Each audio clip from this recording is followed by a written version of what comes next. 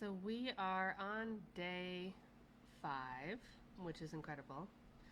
Um, this is, for many people, a reset day. This is the day we're all going back to work. We are resetting the house. We are doing the laundry. We are really, really engaging again with the New Year's. A lot of people have come back from travels, and this is not too late. This is still a beautiful opportunity to join this journey, to listen to that very first day, and to understand why I'm here for this year with you. Today, I wanted to talk about guideposts and something that is a guidepost for me. And this actually started probably 6+ months ago. I had seen this quote that I had seen before, and it really got me thinking. And I had also taken a class at some point last year that talked about luxury and how we define luxury. I actually had a client that I spent a lot of time talking about the word luxury with. They had wanted to use it for branding, and we had to pick apart the idea of what does luxury even mean, because luxury is different for so many different people, but luxury also has some sort of connotation behind it for some people. That luxury has to, or looks like a certain thing. Luxury is a certain thing. Luxury is a certain status symbol. Luxury is out of reach. Luxury, whatever words come up for you when you think of luxury. And I too had some of those preconceived notions of understanding luxury, and I've had to work through my idea of what that means and how to experience it in life. And there definitely has been some guilt, I, I think is the right word, over desiring the things that I desire in life, over having such a draw to things that are so wildly aesthetic and beautiful and textural and stunning, and that I, in some way, shape, or form, felt guilty for having, as I called it, expensive taste. And I've come to realize that luxury is defined and aesthetics are defined, as always, by the individual. And that the aspect of luxury, or the aspect of beauty or aesthetics or things that you deeply desire, is connected to your desire in life. It's connected to your soul's calling. And you're like, how is that possible? Well, there is the purchasing, obviously, you can do from keeping up with the Joneses or trying to look good to other people. I'm not talking about that. I'm talking about the things that you are innately drawn to, that inspire you, that elicit joy from you. An example of this for me is I am a huge coffee fan, and I just got a brand new Burr coffee grinder for Christmas, and I get to grind my coffee beans in the morning, and I get to put those coffee beans into my beautiful silver designed Art Deco-y French press that I've had since I was 25, and I get to pour it into a mug that I love, that's put up on a shelf with other mugs perfectly, handles to the right side, that I look at that shelf and I think, this is beautiful. And I look at that French press and I think, this is beautiful. And I hold that cup of coffee in the morning, freshly made from freshly ground beans, and I think, this is beautiful. Those things are innate in me. This isn't that someone told me I had to like coffee like this, or I had to like mugs this way. This is something that's developed in me and is part of the things that I desire, the things that I'm attracted to, the things that I want to engage with in this life.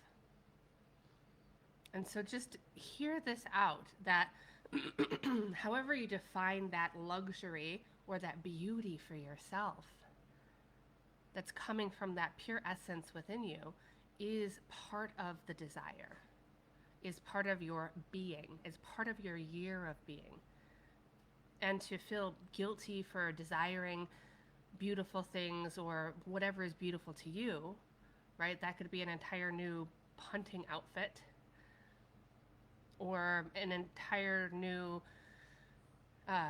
tent and camping gear. That could be luxury to you. But that is innately wrapped up in your attraction to those things is wrapped up in your desires that are your soul calling, that are things that are uniquely you, that pull you in. And that's why I'm talking about this idea of having a guidepost. One of the things in the quote that I'm going to share that came up for me is the concept of this being my guidepost. This quote has become something that, as I look at things or I engage in new discoveries, I don't think of, oh, what that person has that I don't have as a separation.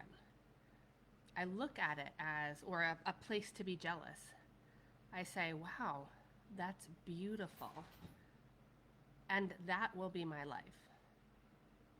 If I'm drawn to it, if it is part of what I desire, if it is part of the things that make up the entire tapestry of my life, a beautiful hotel room, beautiful food, beautiful fabrics touching my body, all of these things are what inspire me to do some of the things and go the places that I want to go.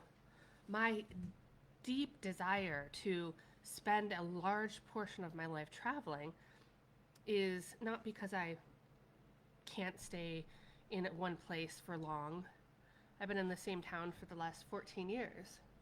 It's not that I have this wild sense of adventure that has to be, and there's nothing wrong with that, but it is my drive for creative stimulation through aesthetics, through architecture, through art, through food, through beautiful cafes, through beautiful fabrics found in boutiques. These things drive me. They drive how I'm creating my life outside of my business. They drive how I create my business. That I want things that people hear and see and consume and engage with to be beautiful. That the words that I write in association with a post not just move somebody, but are beautiful to them. And if we pay attention, my beautiful dogs are also fighting in the background. So the quote, which I will share here, is from a renowned American interior designer. And she says, "I shall make everything around me beautiful, and that will be my life." And that quote, right, it's Elise DeWolf. I will make everything around me beautiful, and that will be my life. That quote, and I encourage you to find your own guidepost for the journey, a quote, a thing that's part of your values, right? Aesthetic beauty is part of my values, which is something I often take clients through to figure out what are these core values that we use and we turn back to and we look to. Aesthetic beauty and travel are two of my guideposts. These things are what I make decisions around. Not the only things, there are more guideposts in my life, but they get to be the anchors, the things that I say, okay, how am I going to, what's the next step? What's the next thing I'm doing? Even the dog that I just got was part of the guidepost. I love Boston Terriers, but also Boston Terriers are small enough that when my son has graduated and I want to travel, I can bring the dog with me. How do I continue to create a beautiful life? And this can be expensive and this can be inexpensive. It's not about the amount of money that you have. It's about your ability to create and find joy and abundance in the things that you have, to expand the container to hold all of that. We talked, I think it was yesterday, about expanding our container to hold more joy, to experience more joy. Well, this is part of it. Whatever your guidepost in your life is, expanding the container for joy, it's expanding the container for abundance. It's looking around you and seeing everything that is so abundant. It's me knowing that every piece of my home, every corner, every detail was intentional. And that my life gets to be lived with the same intentionality. And so I now have taken that, and when I see things that elicit that feeling of inspiration, joy, pure awe in beauty, that I think to the quote, and I say to myself, and that will be my life. And that will be my life. Because I not only want to create everything around me, my home, my space, my place, my body, my dinner table, the food that I nourish myself with, right? See how this every piece, right? The gym that I go to that I think is really a very nice gym with a beautiful sauna. The car that I drive, the places and spaces that I go to, the coffee shops that I want to sit at, the beautiful lounge that I'm going to go to with a friend in a few days. And that will be my life. It doesn't have to be something that is wildly expensive, but it can be. It can be the small thing that you say, this is going to be one step towards, and that will be my life. Right? It's the one small step with your guidepost. Whatever that guidepost is, maybe the thing you really, really want is far off. It's far off in the future. You want to own your own home. You want to do this thing. But today, you go out and you're shopping at TJ Maxx and you're looking at all the coffee mugs, or you're looking at candle holders, and you purchase one singular candle holder that you say to yourself, this will be in that home someday. And that will be my life. It's calling in with each thing we're doing every day, intentional, right? With our intention in being that creates our entire life. Every moment, every decision we make is steeped in that intentionality. And then moment by moment and decision by decision and candle holder by candle holder, we create that life. This is also saying no to things when we need to say no to things, and it's saying yes when we know it's a hell yes for us. It's training ourselves to understand the difference. It's saying sometimes, not right now.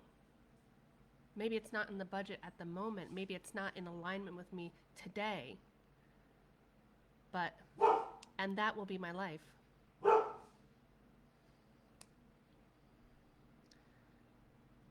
I encourage you to find your own space, your own guidepost, your own guiding light, your own quote, your own intention.